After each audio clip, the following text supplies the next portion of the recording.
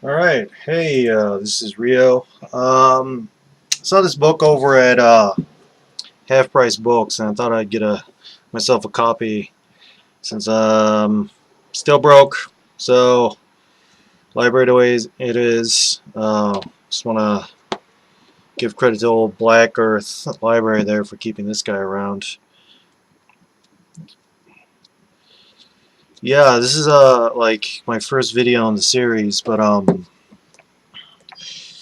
it's been strange thinking about like when I was growing up about what I thought was going to happen in the future. And I thought that, I mean, by the time we had the internet, that essentially every single book should have already been digitized so that you could take a look at it like this, instead of having to see some crappy sort of preface in a few chapters. Because I don't know, there's just too many fucking books and not enough time to be able to sort of figure out what's good. So yeah, this is my way of trying to get some books out there to see if people like me can find them. And yeah, I know. This is clearly like a rip off of Parka blogs, and yeah, they do a much better production work, as you can tell from the way my lights are set up. But hopefully, I can sort of point out the ones that he's not doing quite yet, so that, I mean, there's enough freaking books out there. But I mean, look at these. I guess I talk about the book here. I mean, even this guy right here, like, see, that's the thing that I don't understand about like when you see those like illustrations or any sort of like media that like out there, even like freaking those magazines or like newspapers, you just don't get the just this kind of wonder, about the world, which I know it could be like considered some sort of like childish naivete or whatever, just, but I don't know, there's some sort of like, oh, we're trying to be serious now, and so we can't have any sort of like hope or like any sort of, I can't think of any other word than like wonder about this. And I wonder sometimes as well, like if maybe like the really talented people like tend to go back to making children's books, which I'm not saying that all freaking children's books are great. I mean, there's a lot of people who sort of took advantage of the fact that kids don't really have sort of the vocabulary yet to talk about how some things are absolutely crap. So, yeah, I mean, they think that just because you're writing to a 5-year-old that you should have the expertise of a 5-year-old, which is, yeah. So, but like, I don't know, I remember growing up just seeing these kinds of books and wondering, like, wow, like I wonder what it was going to be like being an adult. And the fact is, like, yeah, the first video that I ever make, this one is like going towards children's books. So something seems to be missing to me. I don't know, maybe I'm just not appreciating enough of classical music or whatever. I mean, look at that guy.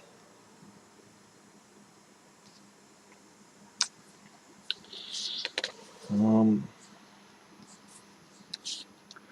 well, also, like, I always felt that um, there's something about adults where they've lost touch with what it was like being a kid again.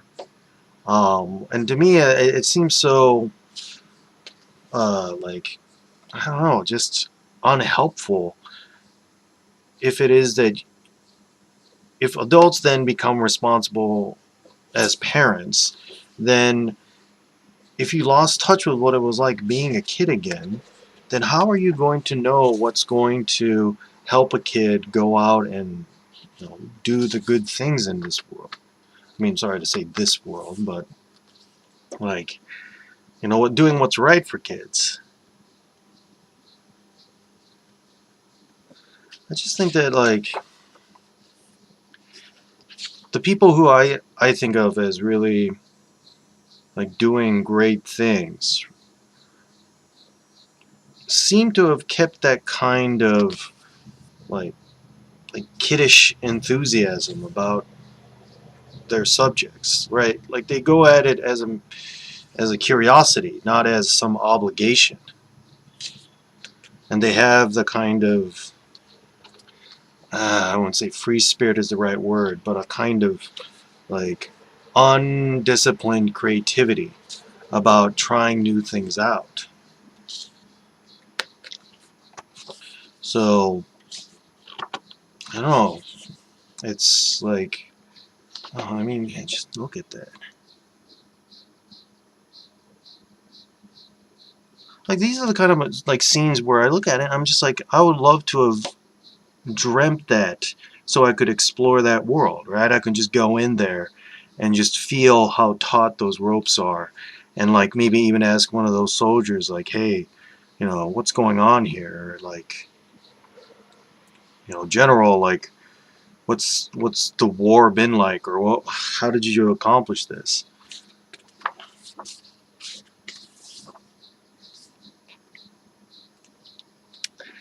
I mean, it's just look at this, like.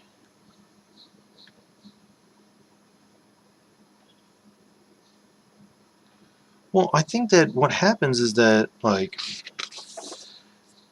adults treat children like just like inadequate adults, right? When you talk to another adult, you can say like, all right, here's how to, you know, make your PowerPoint presentation look professional looking. But like being a kid, it's a whole different mindset. You're not there to like try to make sure that you get life insurance and a retirement fund and, try to not like put too much stress on your knees or anything like that. And yeah, that's the kind of attitude that I see with like really like hack parents and adults is that it's like if this was the entirety of life and this is where adults are, they treat children as though they're right here and they just need to get shoved right up to where they are. And they don't acknowledge the fact that, kids are all the way back here and that the way to get from here to here wasn't some sort of direct line. It was always this weird maze or, jungle that you had to cut through. So many dead ends, so many mistakes, and like unexpected discoveries, surprises, and then being able to look in hindsight and say like, oh wow, as much as I thought I like knew what the heck was going on in the world, I had no clue what was going on. And maybe with a sense of wisdom, when you go from here to adulthood and saying, all right, maybe I should be a little bit more like open-minded and kind of thoughtful about these things. Oh, I mean, that's just a classic right there. And I always had that idea of like um, having some sort of dream helmet that would record your dreams, and then you get to re-explore them the next. Because I mean, most dreams only last like even from like the matter of like 20 minutes to maybe 2 hours. I mean, that's essentially like a YouTube video. I mean, you could put that on Netflix, which I mean, it would be a whole new generation, man. That's going to be the moment where I'm going to feel old, when kids are going to grow up watching each other's dreams.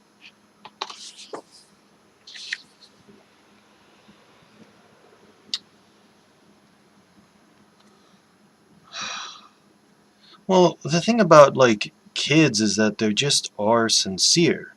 Like they don't know the kind of the bullshit of being civilized to be able to lie effectively.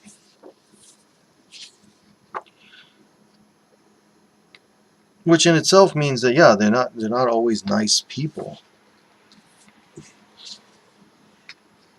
But at least they're not being told to take on some sort of like weird protocol or like dance that they have to like do the routine. Yeah, that's the routine. That's the thing that you get forced to doing.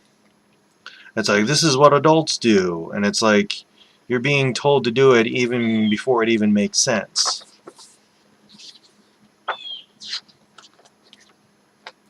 And then when you actually, find the like, what do you really call it? The cultural heroes. Sorry about that. The icons. They would talk about how it's the fact that they just kept doing something and failed enough times until they figured out what the right answer was. The trouble with like these sort of like hack type of adults is that they need to achieve a certain level of success uh, in a certain time. So once like you're only going like 30 or 40% into like the successful person's journey and you're still seeing failures, they quit. They say, oh, this is unprofitable, this is unpopular, or you know, it's I'm not getting what I want out of it, and so I'm gonna just quit the entire like adventure. Or other people are telling me that this is not worth it, or everybody else is getting all these good things, and what are you doing, waste your own time? And it just seems strange to me that like the more time goes on, is that these like early little tokens of inspiration are the things that you cherish more. Because like, I mean, it seems to me, I was thinking about like life advice that or even like being asked the question of why shouldn't I kill myself.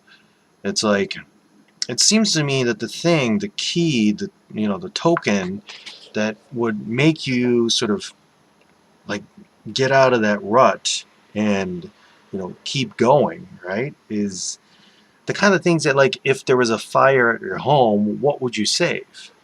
And most of the time it's not even like the work that you did. Like in the case of like Albert Einstein, I would guess that as much as he might have like said, oh, my important work is getting burnt up, that the one thing he would have picked up, made sure that he kept with him, was the compass. That moment of curiosity, the why. Why is the thing constantly pointing north and south? How does that work? It's like the question, the thing that makes you chase that question. I think that's what's like going to help you through from the beginning to the end.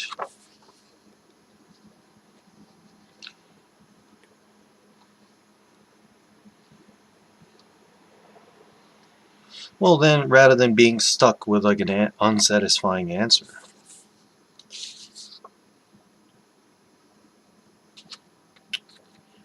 I mean, and look at, I mean, even just this whole freaking series, right? I mean, you just see all these different ways to which you could all categorize as what, like children, like illustrations for children, but there's so many different things going on that even in that sort of small like sector, or that one small section in the bookstore, you get so many different things going on that, I mean, it just feels like you can just tell there's different styles, different sort of ideas, different feelings that they're trying to express to you.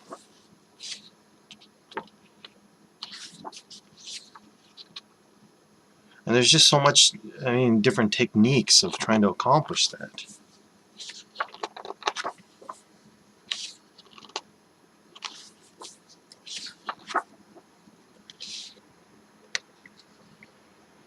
Well, and then these are the things that I always thought about in terms of memories, how like it's the things to which you take for granted, like just like the patterns of this, right? You wouldn't have paid attention too much to really like sort of be conscious about it until I pointed it out. But if I were to keep making videos like this, this background is this sort of the subtle thing that you're going to take as like the sort of the eternal, the universal, like the platonic ideal, right? These things here are just, you know, trends of the moment. But this is going to be the subconscious thing that affects the way that you will see, or, you know, how my hand looks, or yeah, my voice as well.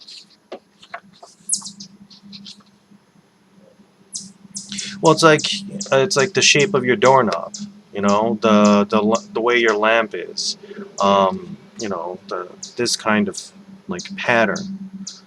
These are the kind of things where if you're just doing some kind of like free drawing, you're likely to just unconsciously repeat those things. When you associate a sense of whatever this like experience is, and then you know, when you see something like this again, you'll be reminded of it. And the other way around as well. If someone were to ask you what was something that felt like this, you might just not even knowing, unconsciously say, oh, I think of wood, I think of some kind of shiny brown, maybe some sort of like weird colors flipping through. Oh, I mean, look at that. I mean, that's, gosh, it's so, I mean, and just like the shape of that, just gorgeous. I mean, it's,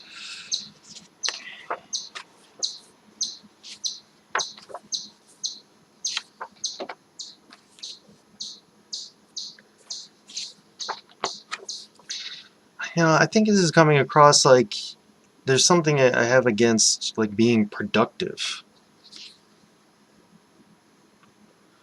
Or maybe it's that when people say you need to be more productive, is that they don't really try to figure out what is the worth behind that.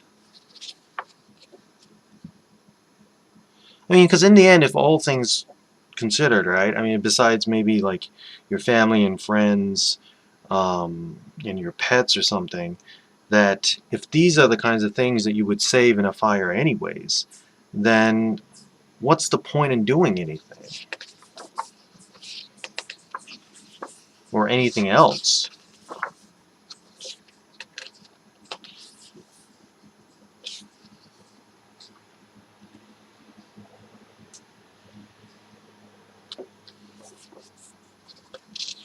Well, I think that like other things that are worth it that are not like children's books or any books in general is that they evoke the same kind of sense of like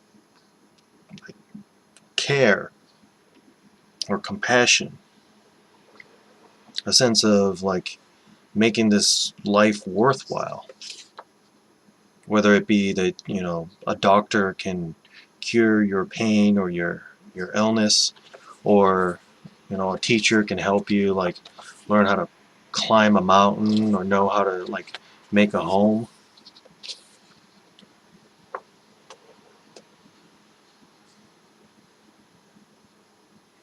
That I think there's a kind of similar feeling that connects all of these things. And that when you don't get that sense of feeling from something, then you say, ooh, that thing is, you know, bad. Not necessarily that you're right at the first time, but I think that's the instinct that we keep going with on making a decision about whether or not, you know, to do this or that.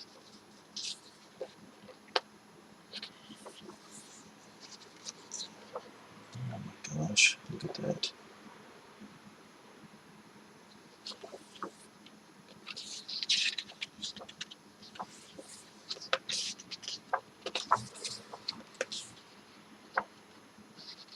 Wow.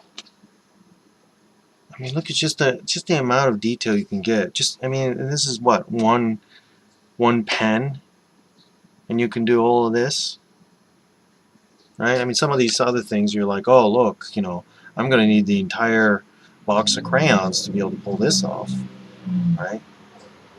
But even then, you could have just as well get enough like thoughts and feelings and details out there, you know, just with one pen. I mean, that's so crazy about this.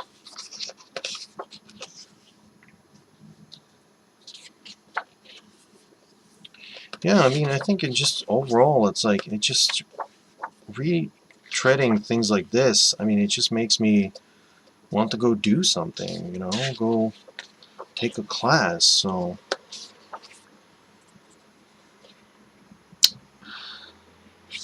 yeah. So yeah, the book's called Myth, Magic, and Mystery: 100 Years of American Children's Book Illustration. Introduction by Michael Patrick Hearn, and essays by Trinkett Clark, and H. Nichols B. Clark. By Roberts Reinhardt Publishers in cooperation with Chrysler Museum of Art.